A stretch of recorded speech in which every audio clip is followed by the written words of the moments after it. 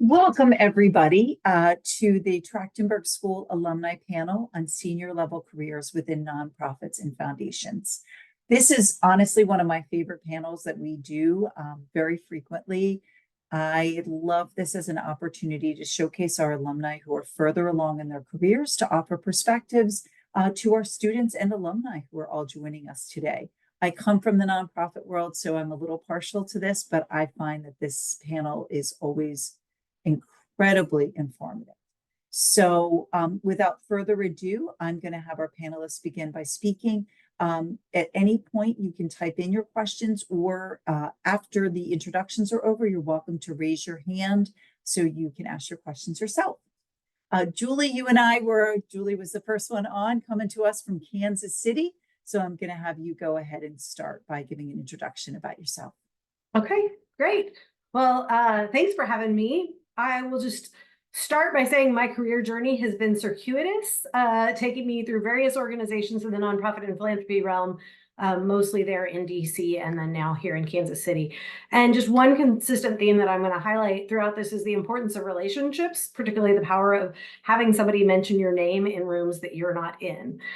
So I started in corporate finance right out of undergrad. That quickly led me to understand that the relentless pursuit of the bottom line was not for me. So I seized the opportunity to move to DC to try and change the world, and started my career in institutional fundraising for a small international organization fighting the illegal wildlife trade.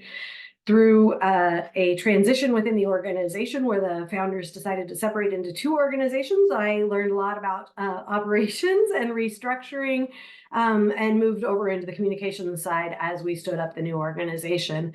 And then from there transitioned into marketing at Environmental Defense Fund, which was a wholly different organization in just about every way. And it was there that I actually also got my MPA. And the next 3 years that I was there were a bit of a whirlwind between work and classes, including a last-minute work trip to Bali to support a UN convention that required me to reschedule my stats final. So thankfully, we have great professors that were really understanding. And then after graduation, I was just looking for a way to make a greater impact. And one of my mentors introduced me to Network for Good. So there I led nonprofit capacity building programs and got exposure to software development, which I didn't think was going to be important until I found out later that I was going to lead a software design firm, which I'll tell you about in a minute. But from there, from Network for Good, I moved over to Arabella Advisors, which is a philanthropy consulting firm, and got recruited actually to stand up their marketing department, which I ultimately integrated with business development and worked my way out of a job. But thankfully had met partners over at what was then the Association of Small Foundations, and they asked me to come in and lead their marketing and rebrand to Exponent Philanthropy. So that was my time in DC. That was about 13 and a half years. And then I just had a desire to be closer to family, had some people here in Kansas City that said, hey, come see what you think. And in 2016, I moved down here, did not have a seamless transition into the nonprofit world down here, which was an interesting story, but through a strange twist of networking, I ended up leading a software design and development firm when the owner needed to take an extended leave of absence. And when that turned into a permanent position, I realized that was not my thing. The relentless pursuit of the bottom line. That's why I left corporate in the first place. So I found my way back into the nonprofit world as an ED and loved it. Thought that was going to be my forever home until the Midwest Center created a new position as a business leader, that they needed somebody that had nonprofit experience and a passion for empowering nonprofit organizations. So when I looked at it, it was like the position description was written for me. And in June of last year, I made the transition to higher ed. So the Midwest Center for Nonprofit Leadership at the University of Missouri, Kansas City is the nonprofit community outreach arm of the Block School of Business. And here I lead a team of smart, passionate individuals who are dedicated to enhancing the performance and effectiveness of the nonprofit community. And the best part for me is that I don't have to choose a cause. That's always been my big struggle. So I get to impact the sector as a whole. So that's me in a nutshell. Terrific. Next on my screen, who logged on next is Colleen. We'll go to you. Sure. Well, hello, everyone. My name is Colleen Paletta. I am the Chief Integration Officer for Goodwill of Greater Washington and the Goodwill Excel Center Adult Charter High School here in Washington, D.C. actually been with Goodwill since I left my GW program in 2005. So this July, I celebrate 19 years at Goodwill. So while Julie has taken a circuitous path in her career through lots of different nonprofits, I am sort of the opposite side, where I have really sort of grown up to a large part through Goodwill. In my current role as a Chief Integration Officer, I oversee our retail and donated goods business, which is about a $50 million operation, along with an e-commerce business that is about close to 7 million, a federal contracts team that employs people with severe disabilities over 9 contract sites, like the Senate Office Building, Bureau of Engraving and Imprinting here in DC. And I oversee 2 Goodwill Excel Centers, adult charter high schools. My background is actually one of our sites, which is a block from the White House. And then I also oversee our IT and safety and loss prevention departments. I love Goodwill, and I love being a relentless advocate for helping people grow through the power of work, which is why I've stayed at Goodwill for 19 years. I always believe that it's time to leave an organization when either you stop growing or you stop being able to grow that organization to achieve its true mission. And neither one has happened after 19 years. So alas, I am still here. I've had different roles, getting to this point where I am right now, reporting to our CEO. I started off as a community collaboration coordinator. I back in 2005, managing a DOL grant. Then I was promoted to Vice President of Workforce Development. Then I was promoted to Chief Mission Officer. And then I was promoted to Chief Integration Officer. Be happy to share more about how I moved from position to position and the things that propelled me there when you all get a chance to ask questions. But that's me. Thank you so much. Benton, you're next on my screen. Hey everybody, my name is Benton Murphy. I'm Director of Fund Administration at the Greater Washington Community Foundation. Good to see you, Colleen. Julie, congratulations on the Super Bowl. I came to DC to be a do-gooder. It's always what I wanted to do growing up. I was drawn to DC because of the center of gravity that it projects around things that have to do with being a do-gooder. So I actually came here to go to grad school. My career trajectory started here at a local nonprofit that's no longer a business called the Nonprofit Roundtable of Greater Washington, where I was the most junior staff person on that team. And I had no idea at the time when I signed up for that they were co-located at the Greater Washington Community Foundation's offices, which is the organization where I currently work. So through my relationship, and while I was still in grad school, I graduated in 2007, I was able to leverage my half-time position with the Roundtable for a half-time position at the Community Foundation as well. Friendly face, I knew the people, they were willing to take a chance on a relatively unknown person from a big square state. And my story is similar to Colleen. I've been here ever since. I've been going on 17, 18 years, I think, at this point now.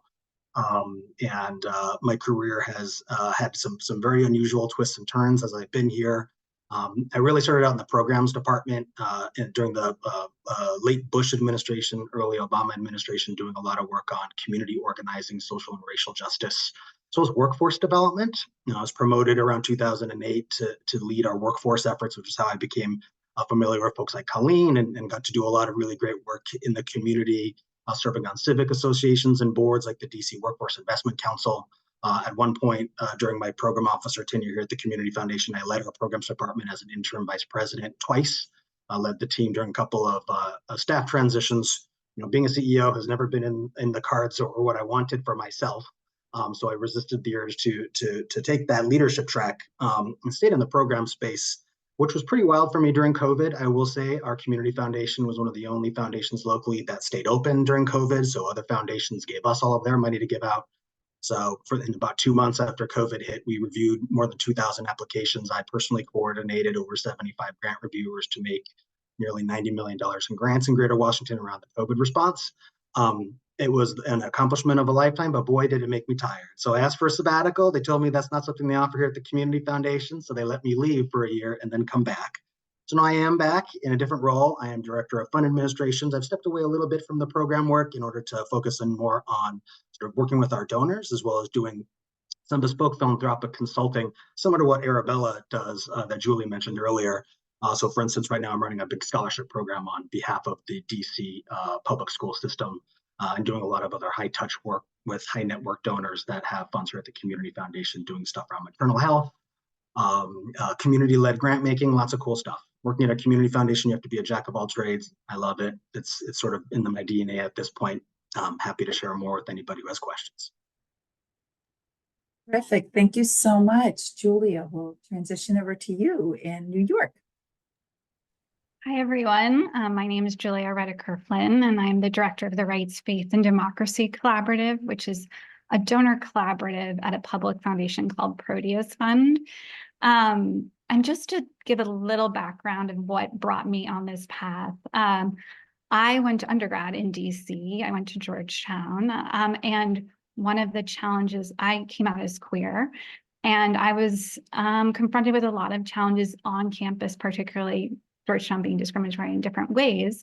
But one of the things we did was lead a student activist effort to get one of the first LGBT centers at a Catholic university, and we won. And that was an incredibly transformational experience for me, because it taught me that young people and everyday people can change institutions, can really lead and really transform the culture of an organization. And so, and I was actually, when I graduated, there was only 5 out students that participated in Lavender graduation, and I was invited to come back 2 years later, and over 130 students participated in the LGBT Lavender graduation. So just incredible transformation in such a short time. And so I went from there and worked, really believing it set me on a lifelong path as an advocate. I went and worked for almost a decade at an organization called Advocates for Youth. And that is a national organization based in DC that works and supports young leaders who are advancing a whole range of issues around sexual and reproductive health and rights, from birth control to abortion access to HIV prevention, treatment, and sex education. And it was incredible. And that was the bulk of my career. I worked there as a director of organizing campaigns while I was at Trachtenberg. So as a full-time employed and then part-time student. After I graduated,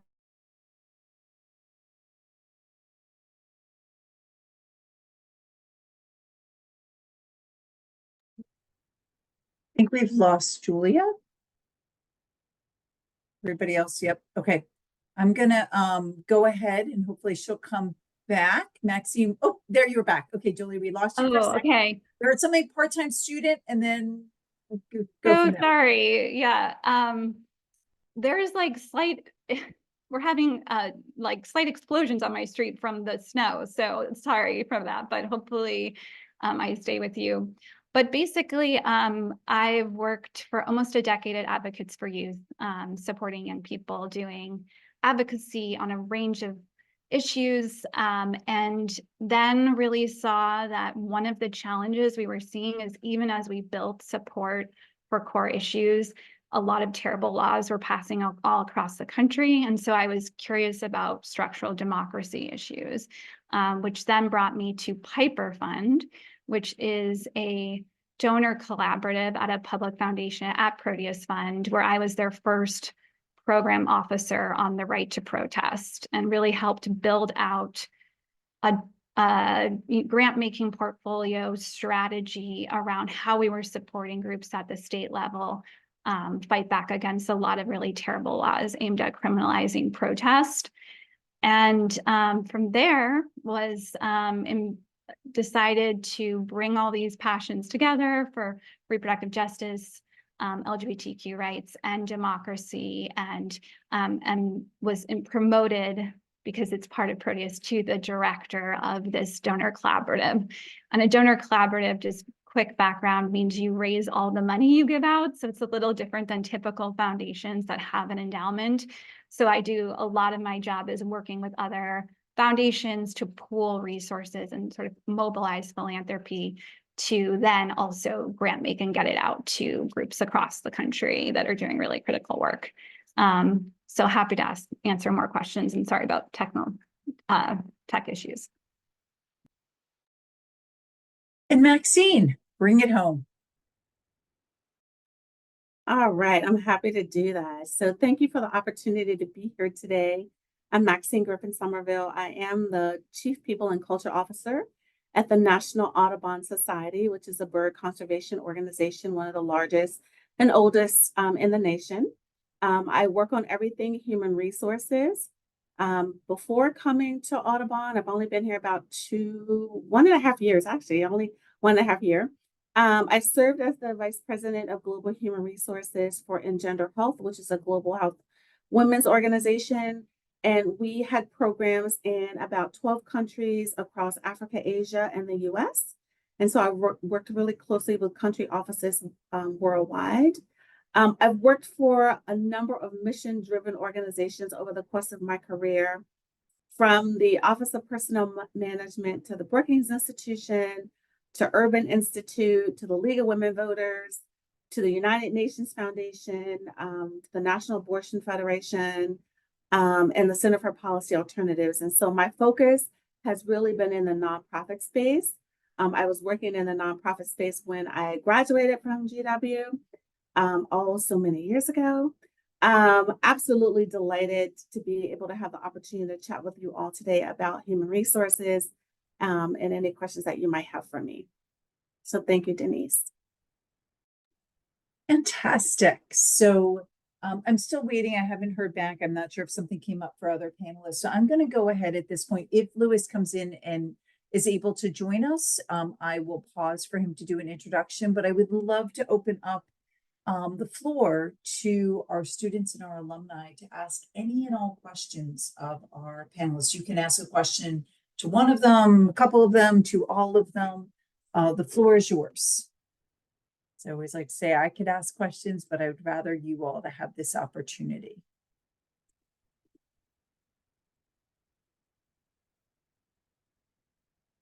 Great. Nate, we'll start with you. Hello, everyone. First of all, thank you so much for carving time out of your, I'm sure, incredibly busy schedule to chat with us. Super appreciate the perspective. We have a few people who mentioned that they've had a long tenure at their current nonprofit. Just wondering if you have any tips or lessons learned about how to advocate for yourself and kind of progress your career while staying at the same organization.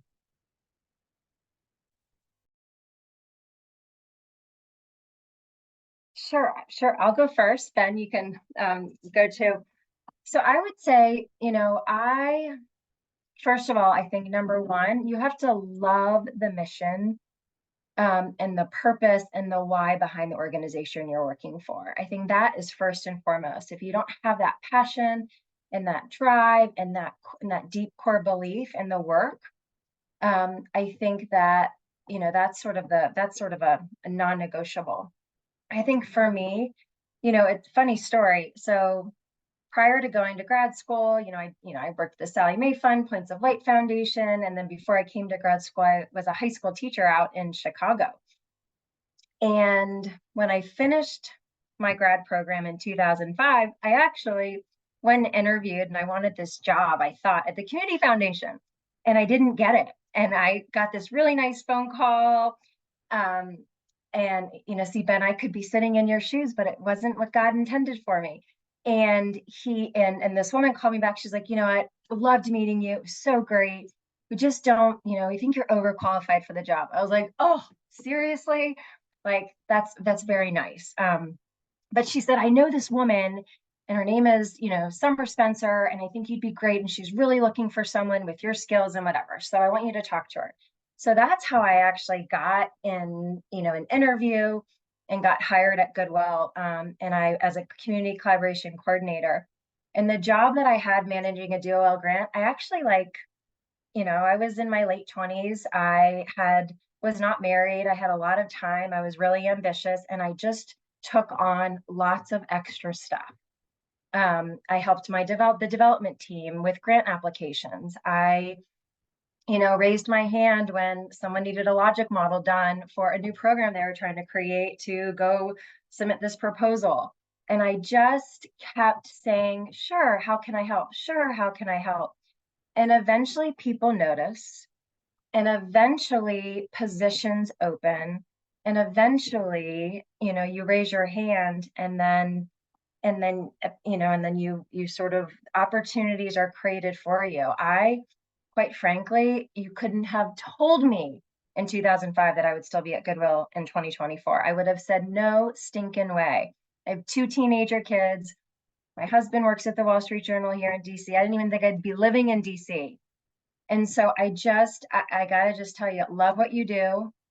Keep, taking on stretch projects and saying, how can I help? And then, just don't wait for things to come to you. Like, if you wait for things to come to you, then they're not going to. You have to really lean in, and make yourself noticed. Ben, what do you think? No, I'll agree and co-sign a lot of what you said, Colleen, especially about saying yes and being open to taking on additional work, sort of working the job you want rather than necessarily the job you have at any particular time. And I think that skill and capacity is really, it's becoming more important over time, in my perspective, from just based on who we're working with and how attitudes around work have been changing. So I think it is really important to say yes to some of these things. But I'll also say that for me in my pathway here at the Community Foundation, something that's been really important too is internally networking. Networking isn't just about talking to people outside your organization, but it's also inside, getting drinks, going to happy hour, doing stuff with people inside your organization so they know who you are more than just what your work product looks like. I've been able to take advantage of a couple of opportunities, similar to what Colleen was saying, when, a position was being created for me because of those relationships. They're like, I like you, I see a future for you here, I want to create something for you. But at the same time, I've also been able to take advantage of a couple of positions that became open because someone left. And in those instances, what's been really a difference maker for me was that person on my side and have them be an advocate for me with a strong recommendation that I should be taking that position. I don't think a lot of folks necessarily do that for internal positions sometimes, but it's been key. And it's been, I've gotten feedback on one of those promotions that was something that was actually the difference maker in me having that career move. So I would just say, just mind your P's and Q's with your workmates, with the people that you're working with, and think about them as future ambassadors for your success. That would be my advice. Yeah, I'd like to add just one thing to what both Ben and Colleen shared. It's like, clearly learn how to articulate your accomplishments and your contributions and the value that you bring to the team or the organizations, and keep track of very specific examples to support the points that you want to make. Document your achievements. That's what I'm saying. Really keep track of those accomplishments and projects that you've worked on, and any positive feedback that you've received from clients or colleagues or managers. This will help you and be really valuable when you're trying to advocate for promotions or salary changes or increases or things like that.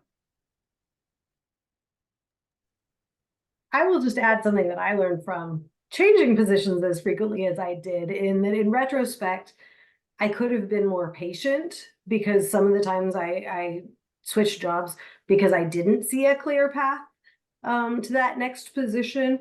But had I been a little bit more patient, a little less eager, it might have opened up.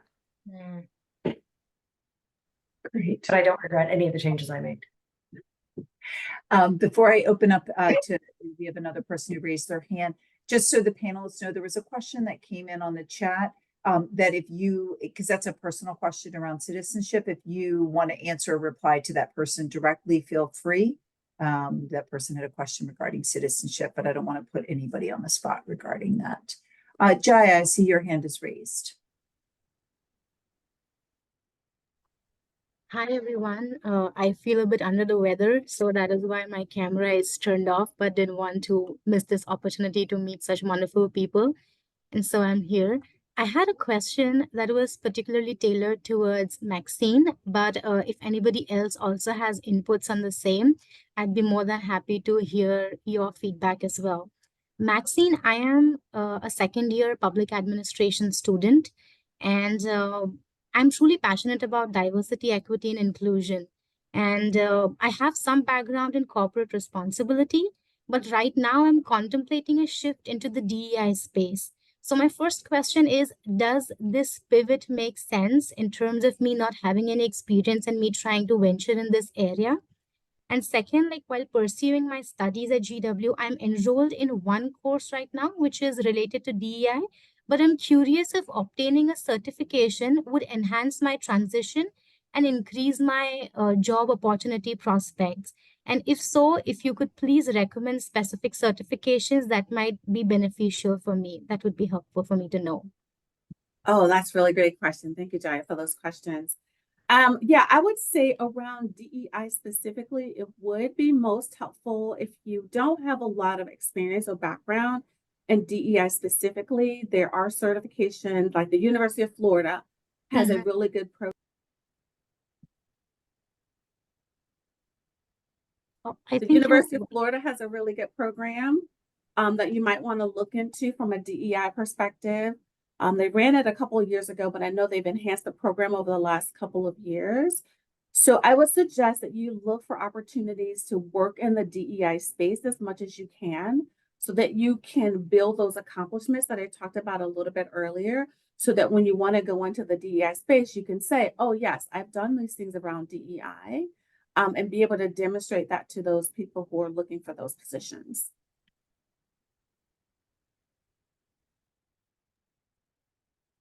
Great. Anyone else have anything to add with that around DE&I? Okay. Jada, we'll go to you. Thank you. Yeah, so similar to what everyone else said, thank you so much for being here. Really excited to just, hear about your experience, especially at the Track and Brick School. So, excuse me, got a little bit of a cold. Sorry. I'm in my second semester and getting my MPA at the Track and Brick School. And I currently do work as a integrated voter engagement coordinator for a small organization called New Voices for Reproductive Justice. I've previously worked at Planned Parenthood, interned at like the ACLU for the National Political Advocacy Department, MoveOn.org. I've worked for the Pennsylvania Democratic Party as well. But I think I'm kind of trying to make a transition out of the voter engagement space back more into campaigns and kind of like policy. So I just kind of wanted to get the best advice on how I can get back more into like issue advocacy, given my experience, and especially finding nonprofits in DC. Yeah, I'm happy to start.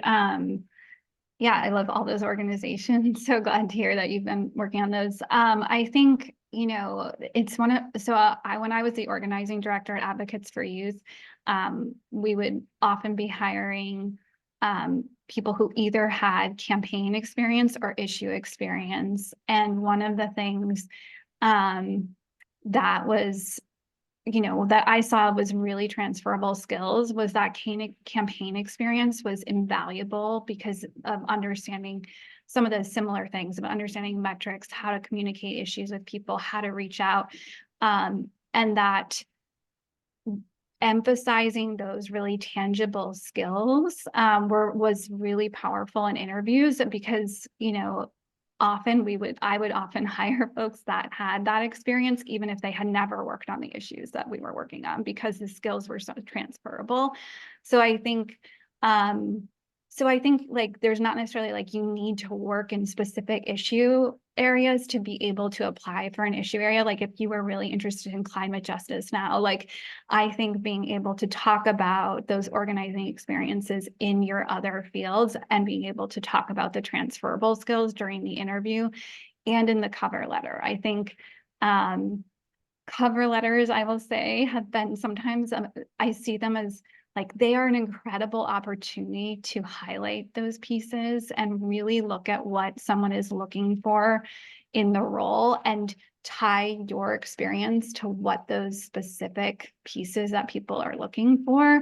And so really thinking about how you would communicate around that would be a key if you're looking to move between those two worlds. And I think that a lot of people hiring will see those skills as very transferable and just maybe spelling it out a little bit as you do it in both the cover letter and interview as people. But I think you would be a great person to look at either issue organizing or campaign, and those skills are incredibly valuable in both spaces. Anyone else want to offer something on this question? Just advice that I give to everybody is, and in DC more than anywhere, really, it's who you know in a lot of cases. You want to have, build those relationships. So thinking about the organizations that are working in the space where you might want to be interested, might want to be working, and figure out how to just get informational meetings. If you can get somebody to have coffee with you, have a virtual coffee with you, somebody that's going to be able to tell you what it's really like to work in that field, but also that has their ear to the ground and knows when there are positions available. Particularly, I'm sure Maxine can tell you, in the age of the applicant tracking systems, it can be hard even to get through. And so having somebody that's willing to say, hey, I got this resume, or I know this person, or I've met this person, I can't vet them, but I wanted to make sure it made it onto your desk. Those are sometimes the connections that will get you to that. Oh, they're actually going to look at my cover letter. They're going to look at interviewing me, that kind of space. So thinking about what are those organizations where those people are already, and how can you get involved there? And also that gets you some experience if you can get into a volunteer organization. I would just add that LinkedIn has really been a good resource for some of that, to see who you might be connected to, who might know someone at an organization. A perfect example is I used to work at the United Nations Foundation. Probably I left there about 8 years ago. And there was a person who was interested in a job at Audubon, and she looked to see who she was how we were connected. And she found that I was connected to someone who she was currently working with at the UN Foundation, and she connected us. We weren't connected, but they did connect us. She and I had coffee recently, and she is a candidate for a role here at the Audubon Society, just because they were connected. They had the skill set we were looking for. But had she not taken a step to figure out how she got in touch with me directly to have that coffee, I tell you all the time that people will reach out to me randomly saying, I applied online, but I wanted to, highlight myself for you. And so here's my resume again. I'd love to have the opportunity to chat with you. And when those opportunities present themselves, 99 times out of 100, I'm going to take it, because if it's not the right role for the person at the time, I'm building my network too, but I'm also, they're also building their network. And so I think that's a really good thing to remember, is that it might not be this opportunity, but it might be the next opportunity. I love that. If I don't see a hand raised, there's a question that I want to ask. It's kind of a three-parter, but at your all levels, I would love you to offer insight on this. Is that I hear from students and alumni often 3 myths about the nonprofit sector. And I would love your take on this. Is 1, you can't ultimately get paid very well. 2, the pace is really slow compared to private sector, and there's a high level of dysfunction. So I believe, and I share that I think that these are myths. I came from the nonprofit world. I know that those are myths in any sector, but I would love to hear, particularly from your perspective, being so much more senior in this, your macro level view on this. So whoever wants to unpack that one. I'll start, and then others can certainly jump in. I would say depends, right? It depends. The nonprofits that I've had the privilege to work in, I would say people were well paid. Pace was definitely not slow. Maybe in the summertime, if you were working with Capitol Hill or advocacy, so the summer might be a little bit slower. But I can tell you that the nonprofits I've worked in, the pace has never been slow. And then in terms of dysfunctionality, I think you're going to get that just about everywhere you go. I don't think it's going to be different, whether it's a for-profit or not-for-profit organization. I think there's going to be some dysfunctionality, whether it's communication, whether it's structure, whether it's process, whether it's systems. I think you're always going to have a little bit of dysfunctionality. It's how you operate in that environment. I think that's going to be key. But because if you're not a person who can operate in uncertainty, then that might not be the organization for you, right? If it's an organization that you've heard is dysfunctional, then I would suggest that you reach out to someone that you might know so they can really tell you about the organization. I'll add in there. I'll just really agree with what Maxine's saying about talk to people. If you're afraid about dysfunction at an organization, feel free to reach out and have that discussion with someone. On the pay front, I will just say that, having been a program officer for, 15 years plus, seen a lot of budgets, I will say that if you're really in this field to make a lot of money, this might not be your field. There are definitely a lot of positions out there that are well paid, but you're not going to be Elon Musk working at most nonprofits. I think the question is also a little bit hard to answer because you met one nonprofit, you've met one nonprofit. Like, we are a $500 million foundation that's also a public charity. Half of our grantees have annual budgets of less than $50,000. There's going to be very different dynamics at those two different levels of infrastructure, but some shared dysfunction. And some, also a lot of, firing on all eights. I will definitely very strongly push back against the assertion that the pace is slow. I have never found the pace to be slow ever once here at the Community Foundation ever. And I think part of that is because nonprofits generally attract people who are mission-driven people who want to see change in the world. And those aren't people that stop and sit on their hands. These are people that are always trying to do something more, do something better for the community. So while some things like pay may not meet the private sector level, motivation and the reason to be in the game in the first place is so much better from my perspective here in the nonprofit space. I want to just reiterate something Benton said, and I'm guessing the people on today's session are people interested in nonprofit, but I often hear somebody saying, well, I had these 2 experiences at the nonprofit, so I don't want to be in the nonprofit sector. And I love what you said, Benton. Yeah. Just because you've met one nonprofit, you've met one nonprofit. It does not define. So thank you for articulating that. Just one little hack. If you're interested in understanding salaries, you can always look at a nonprofit's 990 or IRS filings, and you could see like the top 5 or 10 highest paid people in that organization. So if you're interested in understanding the pay scale, it's right there, public information. I'm going to drop into the chat GuideStar where people can find that. And you can actually go to GuideStar and register for free to access that. Anyone else want to add some perspectives to that question? Yeah, the only thing I would add is similar to what everyone said. It does depend on every nonprofit. I think there are some trends. So like if you're looking at a smaller nonprofit, the pay scale is going to be much smaller, like on all levels. And so a lot of state nonprofits or local, the smaller the size, generally, the smaller the pay scale. And more national nonprofits in DC, like you're hearing from, like, folks on this have, pretty sizable budgets that the pay scale might parallel government and parallel other sort of similar sectors. So I think that might be one thing to think about. The benefit of some of the small nonprofits is you really get to like do everything. Like you get in, like, for better or worse, you're like, you don't have a specific role, like you are doing 8 different types of things, which for some people is really enjoyable to like learn how to write grant proposals, manage staff, pay the payroll, write the email, you can do all of it. And then in bigger nonprofits, you're doing more like one role that you're more expert or more honed in. So I think it's really hard to compare like a national large nonprofit to a small state or local 4-person nonprofit. They're like very different. So I think thinking about that, like what you're looking for and what type of experience might be part of how you think about them, because as you said, you might have one experience that is like totally different than another sector.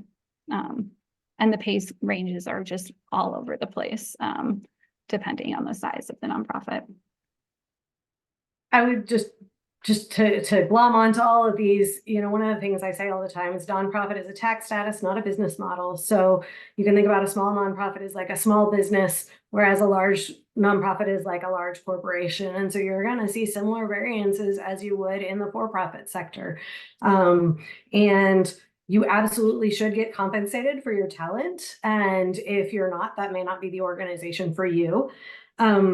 In terms of pace, I think it does range, but I think you see more in the nonprofit sector, more of that wearing many hats, and people that are really there that are there out of passion, as much as they are there for the getting paid. So you'll see that they'll tend to skew towards more active and not slow paced.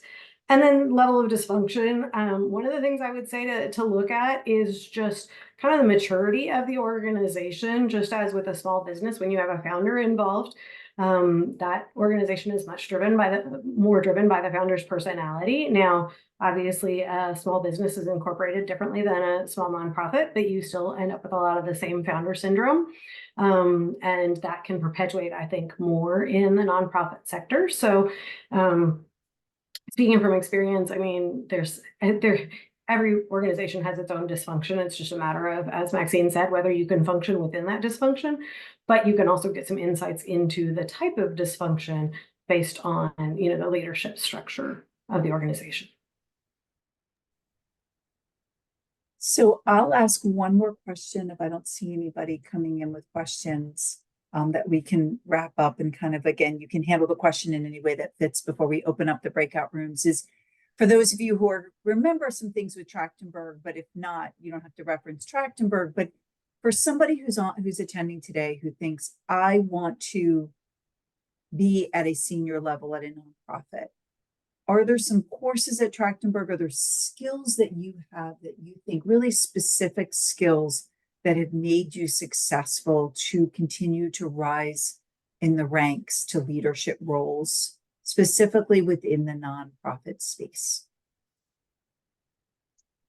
I will tell you, there's one class that is Kathy Newcomer still there? No? Yes. Is she still there? She's still there. Okay. I took her program evaluation class back in 2005, and I'll be damned if logic models have not helped me in the program sphere.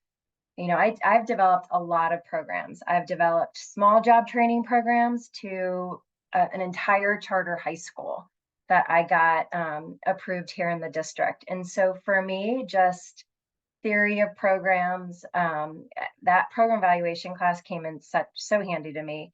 Just basic budgeting, advocacy, and then our capstone. I remember doing my capstone on DC hunger solutions, and we did this really, really cool study, and that was really, really, really, really, really awesome. Just looking at, how to understand, define a problem, why it exists, how to solve it, a plan to get there, and an exit strategy if it doesn't work. Like basic business planning, like someone said, a nonprofit, it's not that we're not meant to make a profit, but I don't create budgets that are going to operate at a deficit. Like we have a budget, we seek to meet it, and then we seek to take that profit and reinvest it in our mission. And so you are very much running a business. You could be getting an MBA. It's just, and probably applying those same principles. But I think that a lot of the work, in the MPA program, for me was, program evaluation and that lens of policy and government. I've done a lot of government public-private partnerships, a ton in my career here, and that was really, really helpful. I love that program eval class as well. My capstone was also really helpful for me. We did it with the Coast Guard.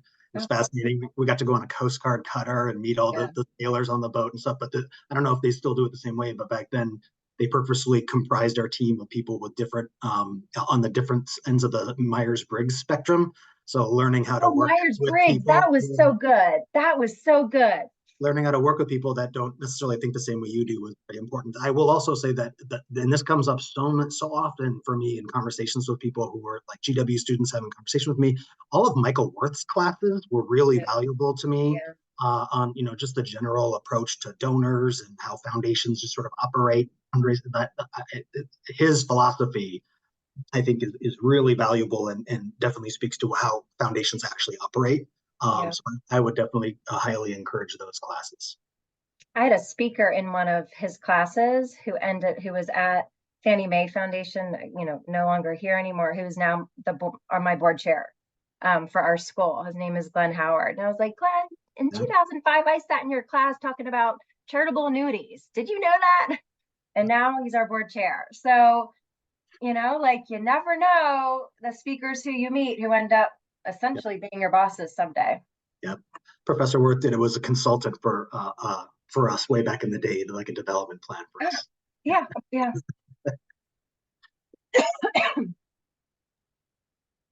I just chime in. I took a class with, I think it was Jed Key, where we looked at different leadership models and different leadership frameworks and studied just the practice of leadership and different frames. And it was a really fascinating class, a lot of reading, and it has just sparked just so many thoughts as I've gone back and encountered leadership challenges of my own to be able to have studied great leaders in the past and what I could learn from them and emulate. So that, and then also nonprofit finance, if you want to get into leadership, you've got to be able to understand the finances of the organization. So just echoing that. Anything else anyone wants to add? Before we open up the breakout rooms. So then what I will do is first, I just want to profoundly thank our alumni. I again, always learn so much from hearing all of you. So I cannot thank you all enough for sharing your expertise. What I'm going to do now is I will open up the breakout rooms. They'll be open for about 10 minutes because I will close them right on time to get people time out. You can go in and out of the rooms. You can go in and out and stay with one, person the whole time. So up to you. But thank you very much to all the participants. Thrilled to have you here. We've got lots of panels this spring. Make sure you're reading the career newsletter. One coming up on data expertise in public service, one on using AI in careers, program and management analysts. So stay tuned. Rooms are now going to be open.